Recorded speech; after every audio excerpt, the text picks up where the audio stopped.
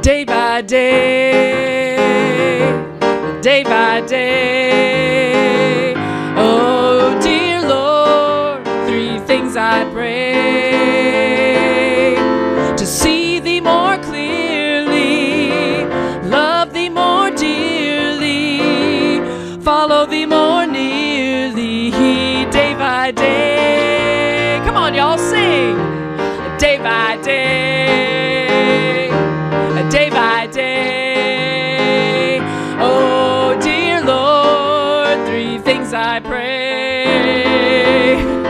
to see thee more clearly, love thee more dearly, follow thee more nearly, day by day. Day by day, day by day, day by day. Oh, dear Lord, three things I pray: to see thee more clearly, love thee more dearly, follow thee more nearly, day by day by day by day, day by day by day by day, day by day by day by day by day.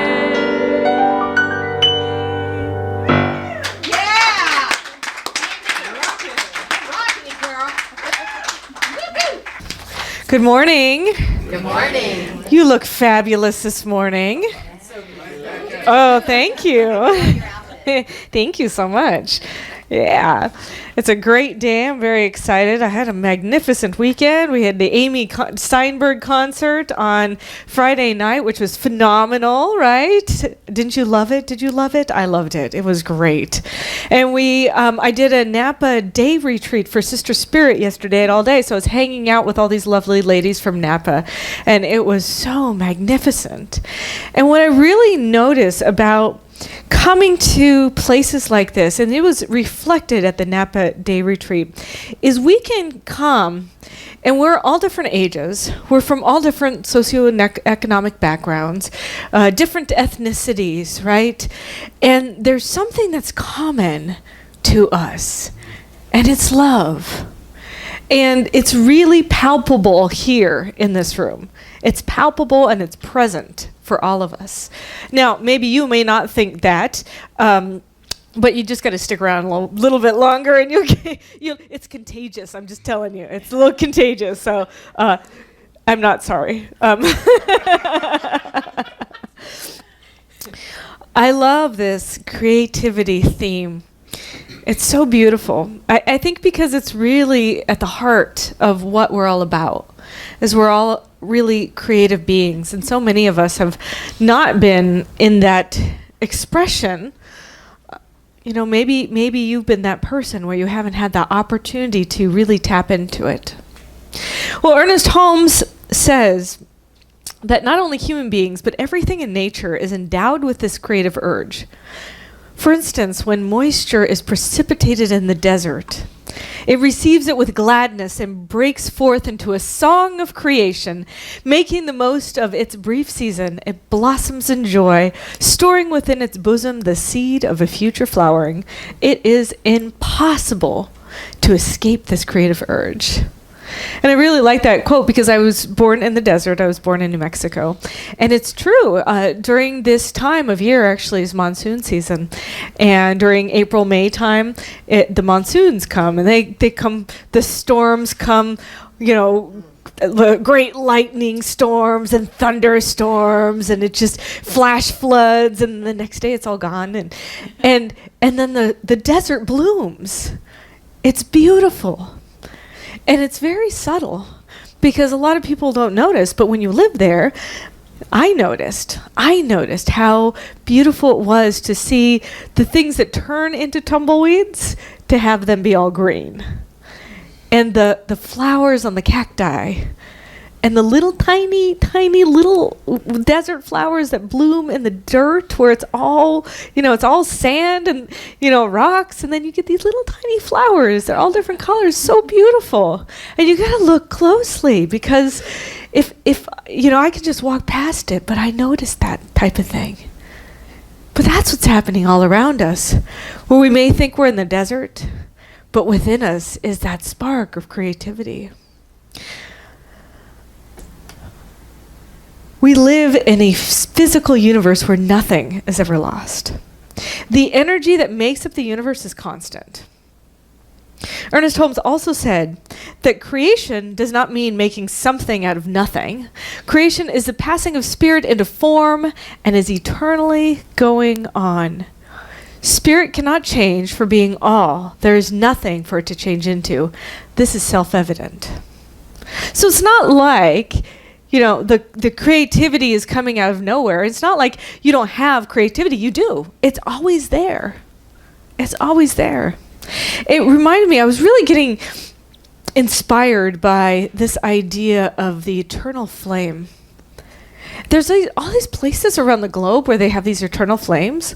Like it got lit at one time and they just never go out because they're in front of some kind of, maybe some place where methane gas is being released from the mantle of the earth. And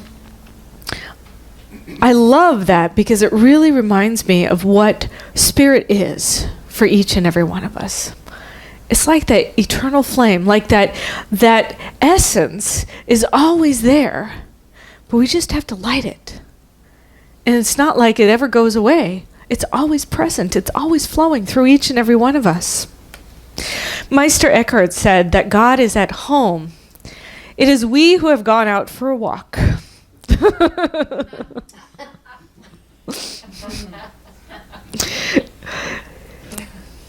It's the creative spark that's within us that cannot be extinguished. It's our attitude that can cause a feeling of restriction or a belief system thinking that it's not possible anymore.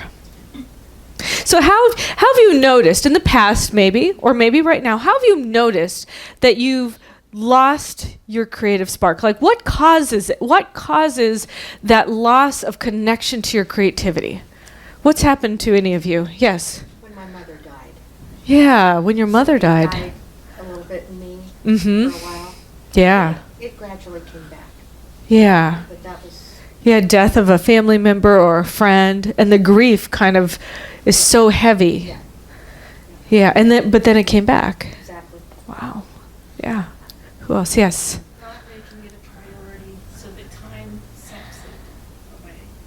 Not making it a priority, so the time saps it away. So instead of focusing on it, you lose your focus on it, and then it's not there. Yeah, that's a good one. Self-esteem. Self-esteem. If you lose self-esteem or you rejection or, Mm-hmm. I know from, being an artist, there's, and throwing yourself out there, there's a lot of times where the answer is no. And then and you kind of come back to this place of, I'm not worth it. So then you just don't even feel like being creative. You're just kind of a place of pity.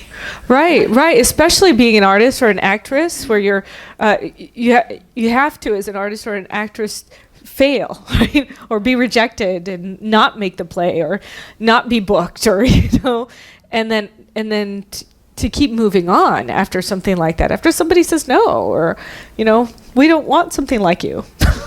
Like, ouch. Oh, yeah. For me, it's sometimes getting stuck in a routine that's a little too comfortable, and maybe a little fear of the unknown there. Ah, yeah. Fear of the unknown and kind of getting in a routine.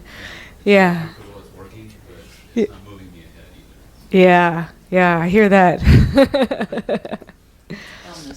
Illness. Yeah. Fearfulness. Small. Feeling small. When I am fearful, I'm too small. I can't be creative when I'm afraid. Yeah. When you're afraid, you can't be creative. Yeah. Yeah. Anybody else? Too busy. Too busy. That's a big one. Too busy. I'm too busy to be creative. That's resonating in the room. Like half the people are shaking their head. Oh my gosh. Yeah. I don't have time to be creative. Yeah. Yeah, we can get uncomfortable with our creativity. We can fear judgment. We can lose our creative confidence. We can get caught up in rejection. And sometimes we hear no so many times that it's hard for us to say yes for ourselves. And we can also fear our own creativity because it's so big and so amazing that we don't know how to take the next step or take it on. Or we fear losing control because the creative aspect is not really controlled, right? It's kind of that. I've been really studying this year the aspects of the divine masculine, the aspects of the divine feminine, and all of us have both aspects within us. And the aspect of the divine feminine is that creativity. It is the masculine has the order, the structure. That's the divine masculine. So whenever you're thinking of, things falling into place and having that structure in life, then that's kind of tuning into that divine masculine. And when you're tuning into the place that doesn't have structure and doesn't have order, and that's the creative, soup, that's unknowable. That's the creative spark there.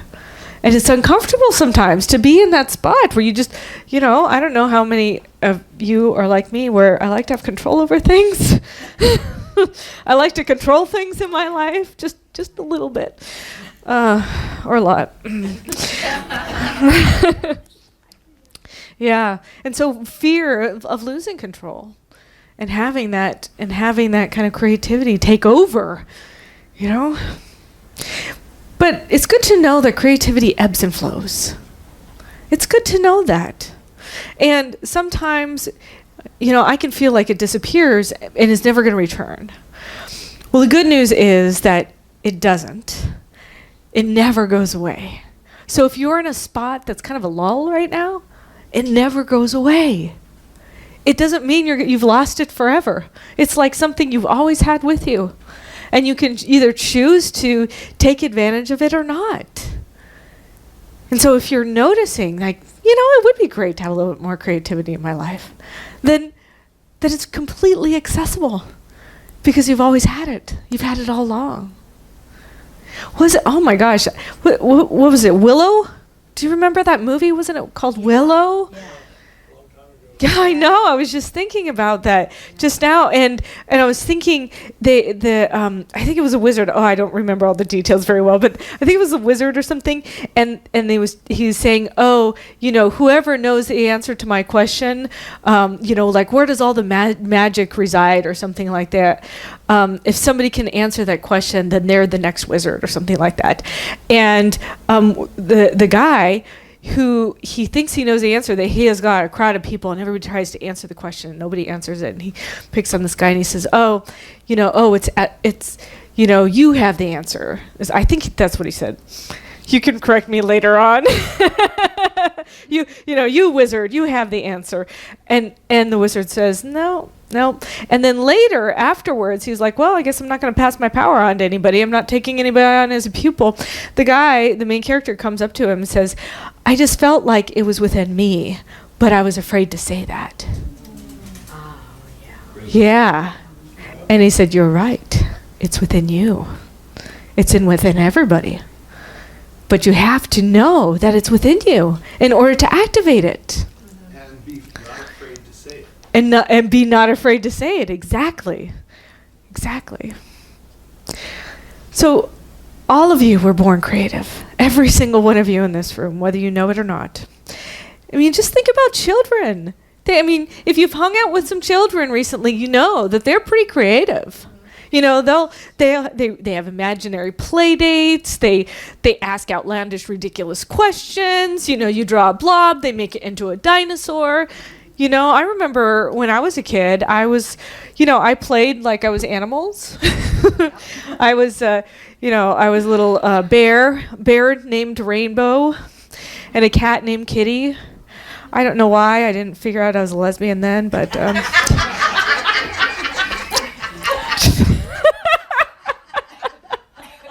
Just kidding. Did I say that out loud? No. But I crawled up walls like a spider. I would like put my hands on both sides of the walls in our house, and I'd like climb up to the top of we'd have a hallway, and I'd climb up to the top of the hallway. Yeah. I did. I married my birds. I gave them a little wedding ceremony. I wanted them to have babies. We had like a little cage. They never had babies. I don't know why. I mean, I married them. Gosh. Maybe they were lesbians. I don't know. Sorry. Yeah. Creativity. Yeah.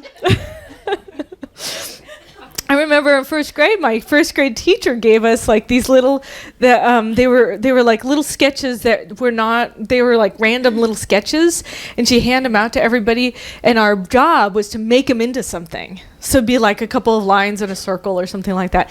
And so we had the same little drawing, like the same thing, and or like a couple of squiggles, and it looked the same. She made copies, and she gave it out to everybody, and then we would create something out of it, and then we'd share with everybody. So you could see how that individual, unique spark was everybody's, coming from that same thing. It was really beautiful. But I think that over time, because of our socialization, our society, and our formal education, we start to stifle or lose those urges within us. It seems like the world divides itself into the creatives and the non-creatives. And so many people, consciously or unconsciously, resign themselves to the latter category. Have you put yourself in that category? I'm sorry, John Sharmer just said yes, and I have to say something about this. So we're going to be having a member installation right at the end of service today, which is really exciting. And part of an agreement about being a membership is taking ownership over the community. And our community has this theme that we've taken on this year about creativity and action. And the idea is that if each and every one of us embodies creativity and action, and we bring it forth into any area that we're serving in this particular community, but also in our lives, then we will activate something in our lives to take us to the next level. And so that's kind of where the Wisdom Council has put our main focus and attention on, is this creativity and action.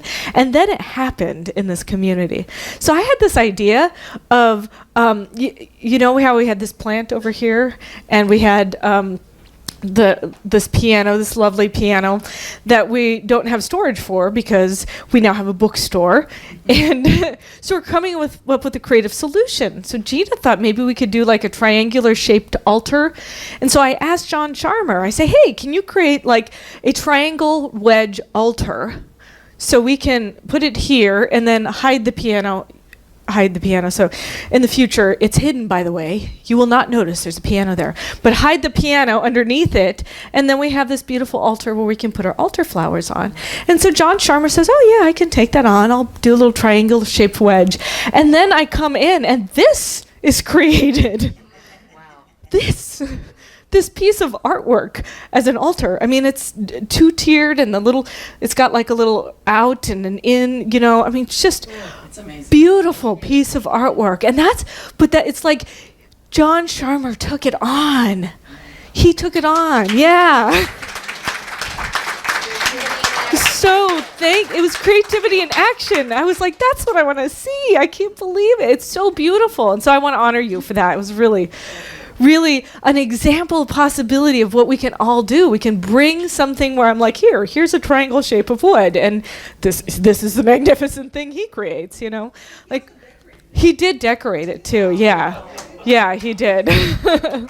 It's amazing. And I think about, Terry Lee, she comes in and she brings these flowers that she adds little things to. It's just it's so beautiful. It's like just that extra little step of caring and love for this community. Like, they did it for them, but they really did it for all of us. And they brought their own creative energy and essence to it. And I mean, I don't know about you, but it just makes me happy. I just want to hang out with people who are like that. I'm like, well, here we are. So thank you. Yeah, thank you. So I want you to know that this creative spark is equally available to all. in order to rekindle the spark, I want you to know that I want to invite you to not be afraid. Even if you're in the spot where you feel like your creativity is dimmed. Because you got to think about winter time. You know what happens in the winter? The roots of the trees are growing. So if you're in your winter time, your roots are growing. The roots of your trees are growing. So it doesn't mean that you're not going to be blossoming in the future. It just means you're having some time period where you're getting those roots deep and grounded. And what if your creative expression was just yours alone? What if you did it just for you? What if you danced alone in your house? You know? I did that. I was dancing alone this morning. Yeah, by the way, do you guys know Uptown Funk? I love that song. Yes. So this morning I'm getting ready, in my bathroom, and my stereo plays Uptown Funk, and I'm like putting on my makeup, and I'm grooving, and I'm dancing and everything. I'm in my robe and all that. And then I walk out of the bathroom, and there's Gina videotaping me. I was like, I want to see that.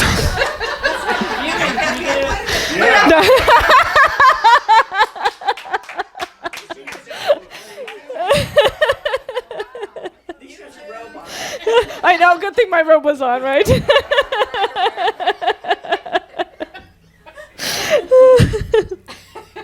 So I want to invite you to do it just for you. See what happens. See, what if you decorated flowers just for you? What if you put an altar in your space and made it your sacred and homey space? What if you brought that creative urge that you love doing and you just lost yourself in it? Everybody has those areas. Everybody does. So don't judge your creation. Be in the creative flow just to be in the creative flow. Like, be in that space of newness just to do it. I did that yesterday. I had this weird thing. This is like the third time I've done it, and I did this spoken word prayer. So it's happened twice at Sister Spirit now, and so I thought I would try, and I totally messed it up at Napa. It was really funny, but I started laughing at myself, and then everybody else started laughing. So it was like a laughing prayer, and it was beautiful. It was beautiful. And it was, if I hadn't gotten out of my own way of fear of trying to do something that is totally out of my comfort zone, I never would have had that opportunity. So I want to invite you to find some place in your life where you can add creativity. Be the creative expression. What if you just allowed it to be your own? What if you let go of your thinking mind, your logical mind, and just allowed the free, full expression to come through you? What if you found the ways to reconnect? What if you decided that you were creative and that you just needed to have that spark to turn it back on? Anne Lamont, she has a story from her childhood, and she said that her brother had been assigned a school report about birds, and he waited to start it the night before, and he was totally in tears. He was overwhelmed by the fact that he had to do this report, and their father gave some wise advice to her brother. And he said, the book report was about birds, and he said, you know what? Bird by bird, buddy. Just take it bird by bird. So I offer that as advice to all of you. Bird by bird, my friends. Just take it bird by bird. And so it is.